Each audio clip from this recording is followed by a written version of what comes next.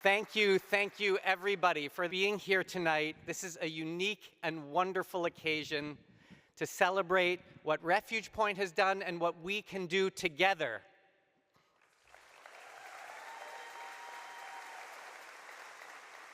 I'm going to encourage you to keep cheering because this is a night to be together. There's so many extraordinary people here tonight, and I want to tell you about one of them, my very close friend Mangok Bol, who's here. And Mangok, could you stand up just so people can see you? This is Mangok.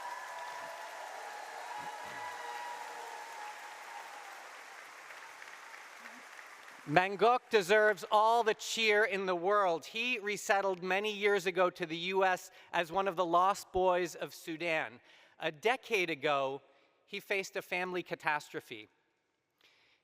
Raiders killed his brother and sister-in-law in their village in South Sudan and kidnapped their young children. Against all odds, Mangok managed to find 3 of the 4 kids. One had a bullet wound shot in his leg. And Mangok got them out and to Kenya. One of the children is still missing and he's still searching for her. The only path to safety for those kids was to come to the US and be with Mangok so he could raise them. Refuge Point staff did interviews and the assessments for unaccompanied and orphaned minors and gave that information to the US Embassy, and that triggered their resettlement.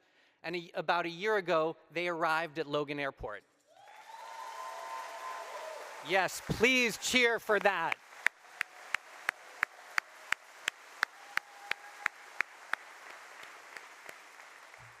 Mangok, my favorite part of that reunion was when you hugged your 16-year-old niece to you.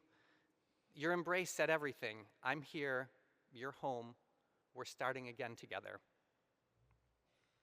These children wouldn't have made it out without Refuge Point staff. Like so many around the world, they would have fallen through the cracks of a decimated humanitarian aid system. Around the world, we've helped, as you heard, 183,000 people so far. People from Afghanistan, Congo, Somalia, Syria, Sudan, Ukraine, Venezuela, and so many other places get to dozens of receiving countries where they can rebuild their lives. Mangok's kids arrived just before America's door shut, but many others are stuck in Kenya and elsewhere. They've escaped the deadly ravages of war, but not unscathed. I started Refuge Point because when you meet other human beings face to face in unimaginably harrowing situations, you can't turn away. For me, it's like a visceral, human-to-human duty of the soul. In Nairobi, we're there for people who have no one else. We help them to get medical care, mental health support, food on the table, a roof over their heads, their kids in school, and opportunities to earn a living. This is strategic. We call it our self-reliance work, and we promote it globally. It's more important than ever because borders are shutting and funding is vanishing. War is tattering the flag of human dignity. 1 in every 67 people has fled home. Yes, that's around the world, 1 in every 67 people, and that number is going up. This is a defining condition of our time, the age of forced displacement. It is grim, grim.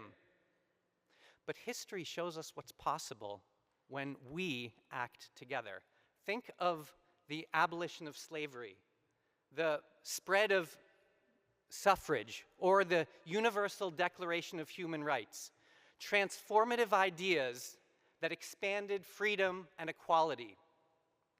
When you create a new way to do good, like Refuge Point's mission, life-changing solutions for refugees in partnership with them, it multiplies, it connects people. The relationships that I've built over the past 20 years with so many of you here have been among the most important things in my life. I am continually inspired by your vision, intellect, brilliance, compassion, dedication, and care for humanity. You make me feel, Barry, you and your love and your moral vision and clarity for ensuring that the most vulnerable children and others are protected.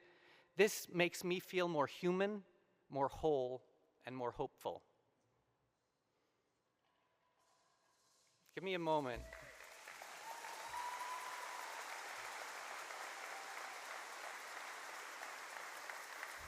I just want to take in this moment and be here together with you. Thank you. Mangok, when you started searching for the kids, you said something that will always stay with me. The burden of freedom, you said, is that you can't endure when someone else doesn't have it. We need to act together to extend freedom and dignity to those who are uprooted. This is the moment to raise humanity's moral consciousness. History's great human leaps show us what's possible, so how do we do that again today, now, when it's needed more than ever? It's time for a new pledge, a promise of belonging for those who are displaced, a promise that no one will be left alone, a promise that no one will be left behind, a promise that no one will be forgotten. A promise that can ring out in the hardest places, pierce through the hail of bullets, bomb blasts, and cries of terror, and reach those who need it. If we can all come together in this promise of belonging, we can mend the brokenness of this world, raise the flag of human dignity higher than ever, and be more fully human together.